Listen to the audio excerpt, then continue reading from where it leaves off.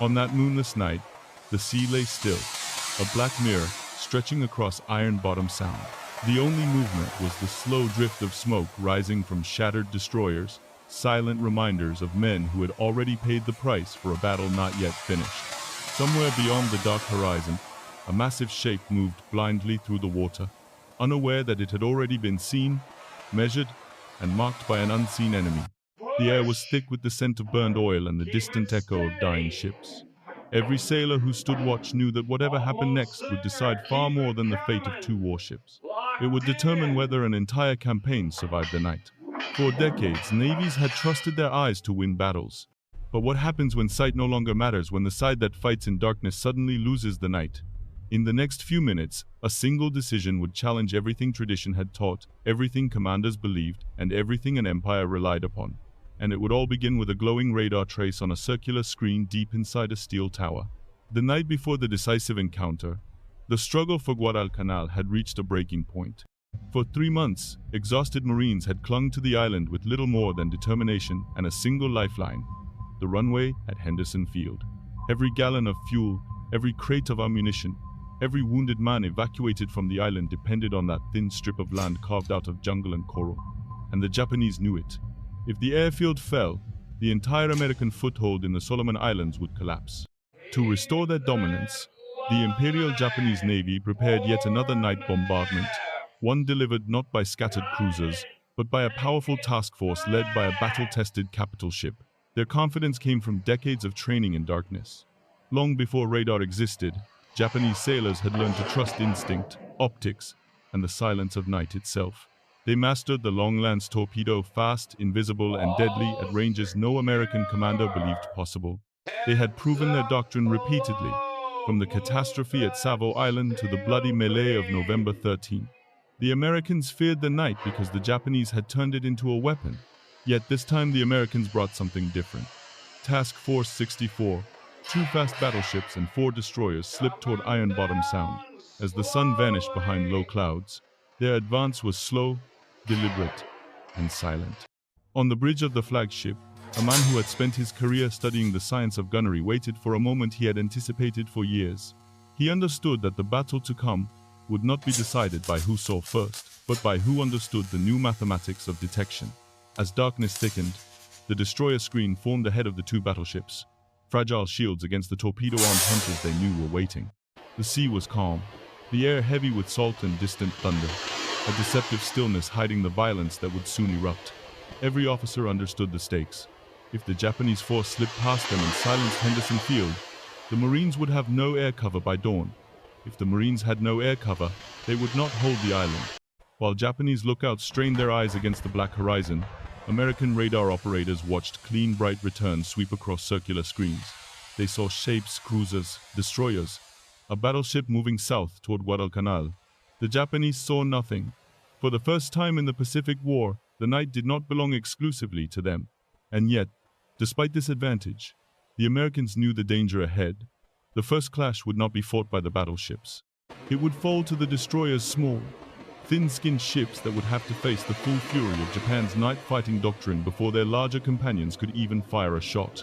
The opening blows of the battle were minutes away. The destroyers were the first to enter the killing ground. They pushed ahead into a darkness the Japanese had spent 20 years learning to control, and within minutes the storm broke over them. A single searchlight cut open the night like a wound, its blinding beam locking on to the lead American destroyer before her guns could even find their bearings. What followed was the kind of punishment only veterans of Iron Bottom Sound could understand. Concentrated fire from cruisers and destroyers trained to strike fast, strike hard, and vanish. Walker was the first to die. Her commander tried to evade, firing back with steady discipline, but flashes from Japanese guns multiplied across the horizon. Then came a single blast, violent, blinding, final. Her forward magazine erupted, tearing the ship in half and sending men into the burning water. Behind her, Preston surged forward into the maelstrom, only to meet the same fate. Shells found her engine room. A torpedo broke her spine. She rolled and sank in less than a minute. Benham followed. Not from gunfire, but from the silent killers the Americans feared most. A long-lance torpedo, nearly invisible, faster and deadlier than anything in the American arsenal, struck her bow and simply erased it. 60 feet of steel vanished. Yet against all odds, The ship stayed afloat. She drifted away from the battle, wounded but alive, a testament to the chaos and unpredictability of night combat. Gwyn, last in line, fought alone as the sea around her glowed with the burning remnants of her sister ships. For 15 minutes, the destroyer screen had held the line, just as they had been ordered. They absorbed the first wave of fire, the torpedoes, the fury meant for the battleships behind them. They paid for those minutes with their lives. When the echoes faded, the path to the American capital ships lay open. Then disaster struck where it was least expected. South Dakota, powerful, modern, bristling with guns, suddenly went dark. A chain reaction in her electrical system silenced her radars, her directors, her communications. She drifted into the Japanese formation, glowing like a lantern, perfectly silhouetted by the burning destroyers behind her. Within seconds, the enemy found her, illuminated her, and unleashed everything they had. Shells of every caliber raked her superstructure. Radars shattered. Rangefinders fell silent. Fire control crews were killed at their stations. The ship's armor protected her vitals, but topside she looked like a torn metal skeleton lit by flame. Still she endured, and still she withdrew damaged, nearly blind but alive. The Japanese believed the battle was decided.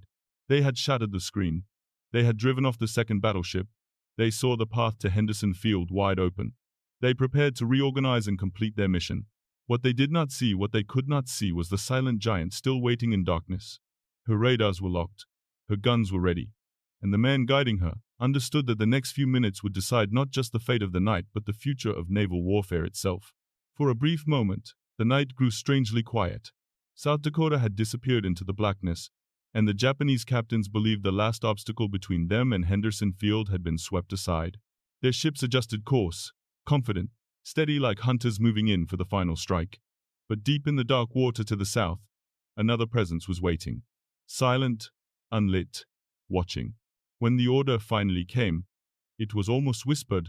A command passed from Admiral Willis Lee to Captain Glenn Davis, carried across the bridge with the calm certainty of a man who had spent years preparing for this exact moment. Radar traced a clear silhouette on the screen, large, armored, unaware. The distance closed. 8,400 yards. The firing solution stabilized. The guns aligned. At precisely 0100 hours, 9 16-inch rifles spoke at once. The blast lit the sky with a white flash so bright that men on distant ships saw it like lightning. In that instant, the silent giant announced itself. The shells arced high into the night, 2,000 pounds of steel and explosive, each rising into cold air before dropping toward a target that still had no idea it was being hunted. The first salvo struck like a hammer. Explosions tore through Kirishima's superstructure. Her bridge shuddered under the impact. Fire control positions collapsed. Electrical lines snapped and spat sparks. Men were thrown from their stations. The Japanese captain tried to understand what had happened, but the night offered no answer, only fire, smoke, and the sickening realization that the enemy was invisible. Washington reloaded in seconds. The second salvo plunged through her decks. Flooding spread through machinery spaces. One turret went silent, as crews rushed to prevent a magazine explosion. A third salvo arrived before damage reports could even be written. Kirishima began to list.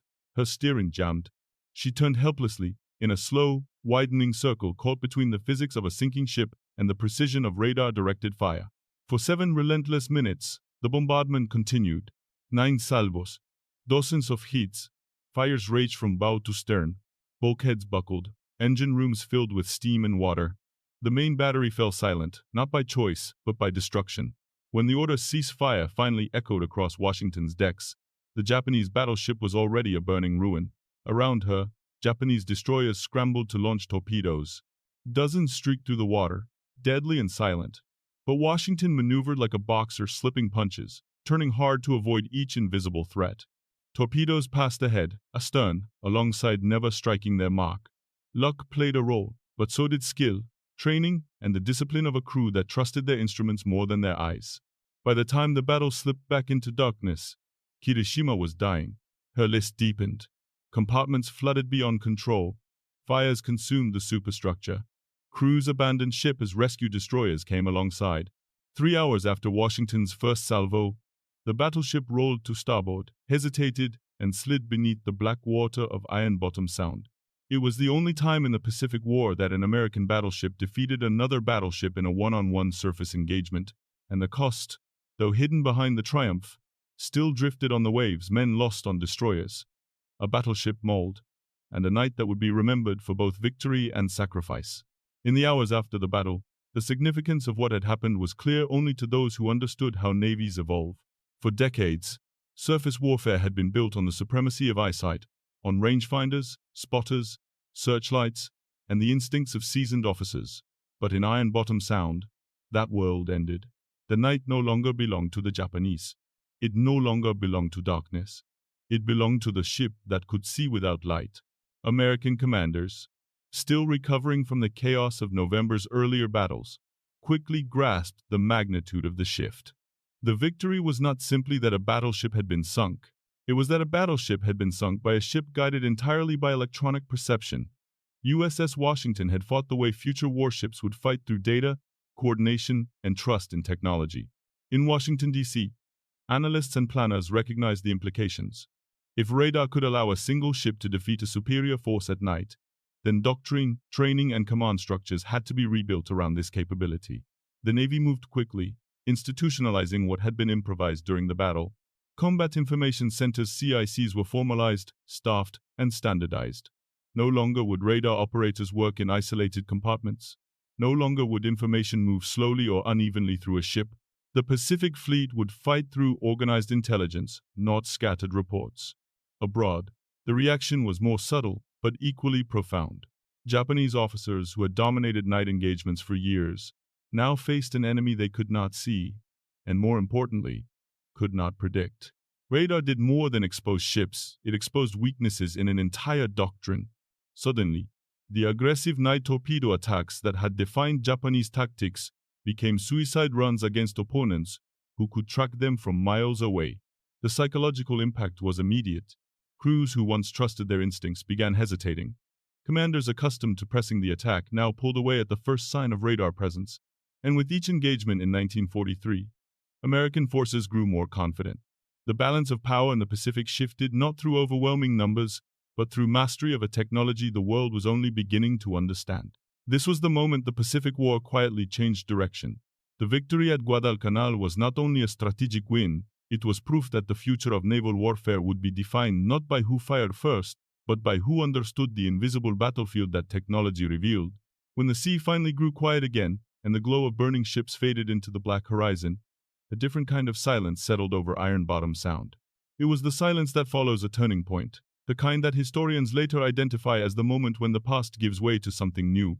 The battle that had lasted only minutes reshaped the Pacific War, not because of the steel that sank, but because of the ideas that surfaced.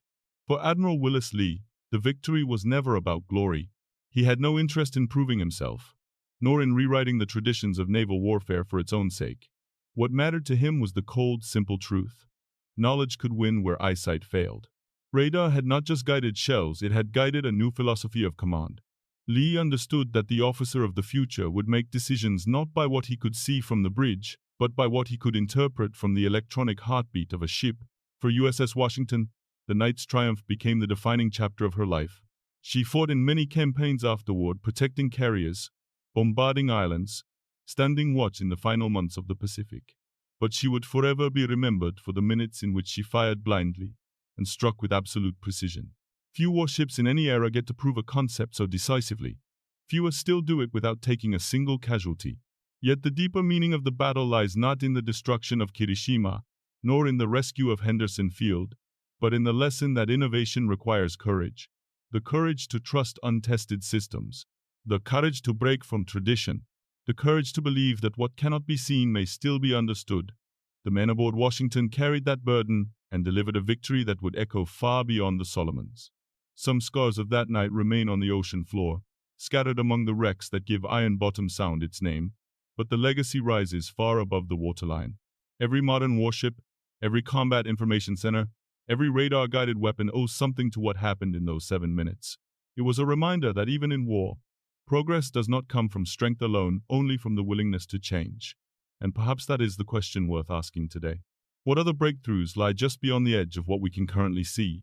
History, after all, is still being written one decision, one innovation, one moment of clarity at a time. If you value stories like this, stories of courage, strategy, and the turning points that shaped our world, consider subscribing and share your thoughts below. What do you believe is the greatest lesson from that night off Guadalcanal?